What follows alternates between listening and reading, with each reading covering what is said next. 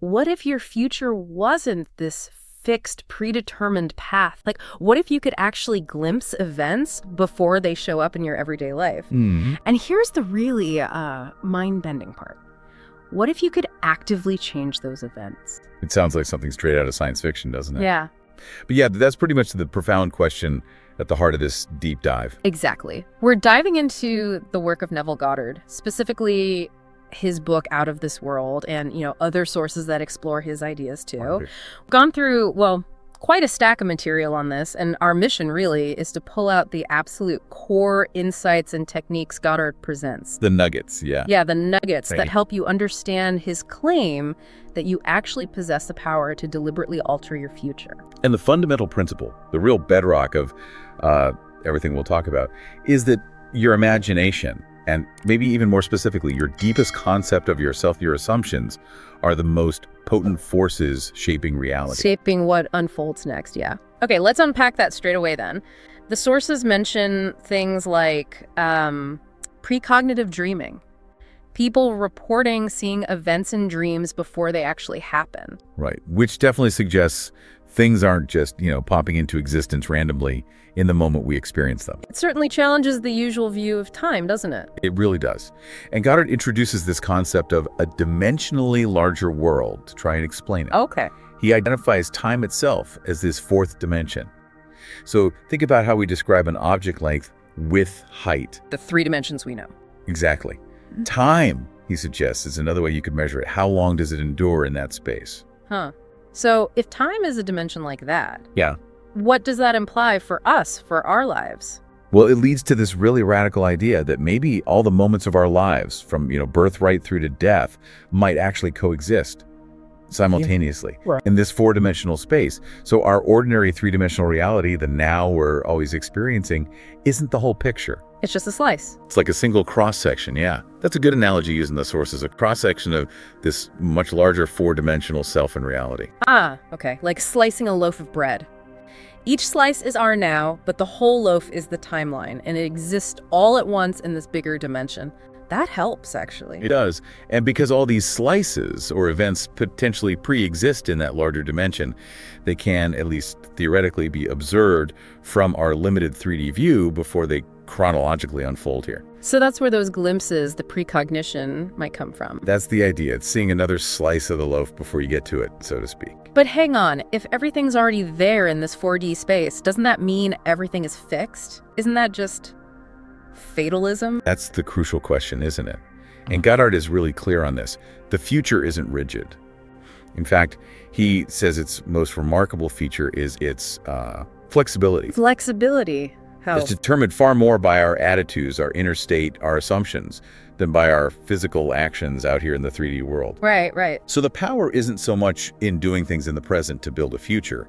It's more about cultivating a specific inner state. Okay, that completely shifts the focus. The lever for change isn't out there, it's in here. Precisely. And this leads us to the two different ways the sources say we can view the world. There's the natural outlook, The carnal mind. often associated with that term. Yes, this view is totally dominated by the physical senses. It's stuck in the immediate now and sees the past and future as just imaginary. If I can't see it, hear it, touch it right now, it's not really real. Okay, the default mode for most of us, maybe. Probably. And then there's the spiritual outlook, sometimes called the mind of Christ. This view operates differently. It's governed more by desire and a focused, controlled imagination, not just sensory data. Governed by desire and imagination. Yes, and crucially, this spiritual outlook is said to be able to perceive the contents of time, not just linearly, like a sequence, but as a present whole. It has access, in a way, to that four-dimensional reality. But we don't usually see things that way. No. Our habit of only trusting our senses makes us, according to Goddard, sort of blind to this spiritual view. And so we're blind to all the potential futures available in that larger dimension, stuck just seeing our one slice of bread. So if we're stuck relying only on our senses, what's the trigger? What allows us to shift, to activate that spiritual view and maybe change things? Desire. The sources really point to desire as the fundamental mainspring of action. The engine, sort of. You could say that. It's like the spiritual self trying to guide the natural self. We inevitably follow whichever desire dominates our mind. So it's not just a fleeting wish, it's got to be deeper, a real internal pull. And this is where imagination fits in. Absolutely. And for Goddard, imagination isn't just passive fantasy or daydreaming. He presents it as a truly powerful, creative act. Creative how? He sees it as the divine faculty within us. It's the tool through which we literally mold our world. What you consistently imagine yourself being, you become. That inner state is the cause. Okay, this feels like we're getting to the real core now, the central law of his teaching. Yes, exactly. The principle is this. Assumptions, even the ones that your physical senses flat out deny right now, they produce powerful effects. Even if they seem small. Even then. And the really startling claim is that if you persist in these assumptions, they actually harden into facts. They solidify in your 3D reality. Harden into facts. Wow. That phrase really sticks. It implies it's not just wishful thinking, it's an active process with real, tangible results. It's just a kind of crystallization process. And the core statement that sums it up is, man, by assuming the feeling of his wish fulfilled, and then living and acting on this conviction, alters the future in harmony with his assumption. Okay, let's really dig into that phrase. Assuming the feeling of his wish fulfilled. What does that actually feel like? What does it mean in practice? It means deliberately choosing to occupy the emotional and psychological state of already having what you desire. You're not just wishing for it anymore, you're feeling from the reality where it's already done. Feeling from it. Yeah. One source calls this the great reversal. Instead of waiting for outside events to make you feel good or successful or whatever. You generate the feeling first, inside. Exactly. You feel differently first, and then the external evidence is said to follow that inner shift. So it's not about pretending or, faking it till you make it in a superficial sense. No, it's presented quite differently. It's more like stepping into and occupying a state of being that within this framework already exists as a potential reality in that higher four-dimensional world. Ah, okay. By assuming the feeling of the wish fulfilled, you sort of awaken that state within you. And this internal activation, this feeling, causes your four-dimensional self to start finding the ways and constructing the means for that reality to show up here in your 3D world. So the feeling itself kicks things off. The feeling of the end state, held internally, wills the means for its outer manifestation. The how unfolds from the what being felt is real now. Okay, so if our internal state, that feeling, is the engine, how do we actually do this? Is there a specific technique Goddard lays out? Yes, he offers what he calls a simple formula. It's for deliberately changing the future through focused imagination, basically, a kind of controlled waking dream. Okay, what are the steps? Well, first, you have to get absolutely clear on what you want. Define your objective. Precisely. Right, no vague wishes. You need a definite target. Exactly. You can't assume the feeling of something fuzzy. Makes sense. Step 2. Second, you construct an event mentally. But critically, it's an event that would naturally happen after your desire has been fulfilled. Ah, okay. This event has to clearly imply that the fulfillment already occurred. And this is important. You must be the main participant in this imagined event, not just watching it happen to you. Experiencing it. Yes. It's a scene following the realization, confirming it's done. Like maybe someone congratulating you on the promotion, or you feeling the keys to the new house in your hand, or shaking someone's hand on a deal. Got it. What's step 3? Third, you need to get your physical body into a state that's really relaxed, drowsy, almost like you're about to fall asleep. That state right before sleep. The sources call it a state of attentive without effort. You're physically quiet, detached from sensory input, but still mentally focused enough to direct your attention where you want it. Why that state? It seems to help bypass the usual resistance of the conscious mind and the constant chatter from the senses. It makes it easier to access those deeper levels where this kind of change is said to happen. Okay. Relaxed, drowsy, attentive. And the 4th step. This sounds like the crucial one. It is. This is where the magic happens, so to speak. Mentally enter that scene you constructed earlier. The scene implying fulfillment. Yes. And you feel yourself performing the action right here, right now in your imagination. Feel yourself doing it. This is the most emphasized part. It's absolutely not just visualizing like you're watching a movie of yourself on a screen. You have to be there, performing the action, engaging your internal senses. What would you see, hear, touch, maybe even smell in that scene? Until it feels real. Until the sensation feels subjectively real. Until it has, as one source puts it, the vividness and distinctness of reality. There's that example, right? The difference between watching yourself climb a ladder versus closing your eyes and actually feeling the rungs under your hands, the pull in your muscles, the sensation of moving upwards. Exactly that. One is just observation, passive.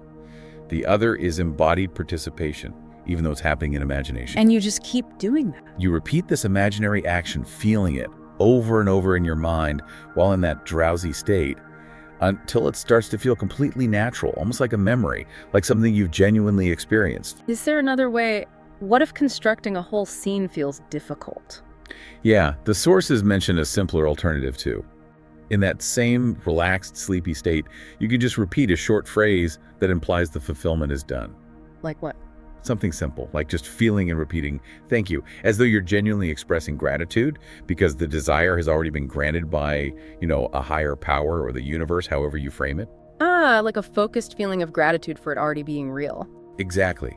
It's like a simple affirmation, but repeated with deep feeling and conviction in that receptive state. And the claim here is that persisting in this imaginary action, especially as you drift off into sleep, actually performs the act in that four-dimensional world. That's the idea. And because it's been enacted there, it sort of guarantees its eventual reenactment out here in your three-dimensional future. Wow. Okay. Which I guess leads us to the idea of living in the end. Right. This is bigger than just doing the technique for 5 minutes before bed. It sounds like it's about maintaining that inner state, the feeling of the wish fulfilled, mentally, emotionally, spiritually, just ongoing, before there's any proof outside. That's exactly it. It's about fundamentally shifting your core perspective. You stop thinking about your goal, seeing it as something distant you have to reach. And we'll start thinking from it. Yes, operating internally as if you are already the person who has achieved it, who embodies that state. Okay. But what about the how? This is the part that I imagine trips so many people up. You've assumed the feeling, you've maybe done the technique, but how on earth is it actually going to happen? Doesn't focusing on the steps help? The sources are pretty firm on this point. You absolutely must detach from how it's going to unfold. Let it go completely. Yes, constantly fixating on the how, worrying about the means, is seen as basically demonstrating a lack of trust in the process you've already initiated internally. It pulls you out of the feeling. It pulls you right out of that state of fulfillment and back into doubt and lack. And that can actually block the manifestation, according to this view. Why is letting go of the how considered wisdom here? It feels counterintuitive. Well, think about the analogy used. Your imagination is the seed, and your assumption that feeling of the wish fulfilled is the fertile soil. Okay. You don't plant a seed and then dig it up every 5 minutes to check if it's growing right. No, you kill it. Exactly. Your job, once the seed is planted in the soil of assumption, is just to water it with confidence, to remain faithful to that inner creation, that inner reality. The faith isn't hoping, it's resting. Faith is demonstrated by rest and quiet certainty, not by anxious planning or constantly trying to figure out the mechanics or manipulate circumstances. Trusting that the internal cause will somehow produce the external effect. Precisely. And very often, the realization, when it comes, arrives through perfectly ordinary, natural-seeming channels. An unexpected opportunity pops up, someone calls you out of the blue, you get a sudden idea. Things that could look like coincidence. They could, but the sources emphasize these aren't accidents or mere coincidences. They are the natural and, from this perspective, inevitable result of your sustained inner state finding expression. This whole framework really places the power and, I guess, the responsibility squarely within the individual, doesn't it? It absolutely does. Yeah. Which leads to this really powerful conclusion. Yeah. The external world we perceive is fundamentally just a reflection of the internal arrangement of our own minds. Sure. Therefore, the ultimate principle for changing anything out there is no one to change but self. Wow. So, trying to change the world or fix other people or force circumstances without changing our own concept of ourselves first is basically pointless. According to these teachings, yes, utterly futile. Outer change is presented as simply a consequence of inner transformation. That old principle, as within, so without, is absolutely foundational here. So if you want your circumstances to change, or even relationships, you have to change your inner state first, your assumptions about yourself. And maybe even your assumptions about others. It extends to influencing other people. How does that work? By changing your inner concept of them. That's the idea. By imagining others as you desire them to be, maybe seeing them in their highest potential, or embodying the state you wish for them, you are said to actually influence their behavior and their circumstances. Your focused imagination directed towards another can apparently fashion their behavior and the world around you. Because ultimately, your concept of yourself and your concept of others forms the root system from which everything in your personal world springs. And if you don't assume deep down that you are the person who has the desired state, you just stay as you are. That seems to be the critical threshold. You have to embody the state by assuming it fully, living from that assumption, rather than waiting for external conditions or validation to finally make you feel like that person. It's an inside-out job, completely. Totally. The sources even include examples like a mystical vision someone had after intensely meditating on the idea of perfection. This intense focus led to a vision involving healing. It suggests that intense internal focus and achieving union with the desired state can bring about corresponding experiences, whether inner visions or outer changes. That's a really comprehensive system of thought. Pulling all these threads together, the 4D world, the power of assumptions, the technique, living in the end, changing self, it paints quite a picture. It really does. And the core takeaway from this deep dive, it's pretty consistent across the sources we looked at. Your imagination and your assumptions about yourself and reality aren't just passive things. They're not just thoughts floating around. No. Yeah. They are incredibly powerful, active tools that Goddard claims can be used to deliberately shape your future, not just, passively predict it or react to it. And the essential mechanism, if you boil it right down, sounds remarkably simple, but maybe profoundly challenging in practice. It's cultivating the feeling of the wish fulfilled, feeling it as absolutely real now, and then persisting in that inner state. Even when the 3D world, your senses are screaming the opposite. Exactly, even when everything outside disagrees.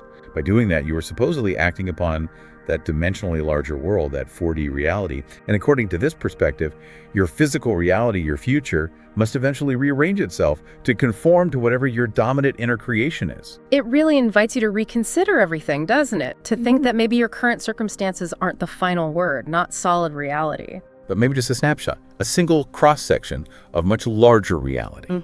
A reality that potentially you possess the inherent power to transform entirely from within. So, building on everything we've just explored here, maybe consider this.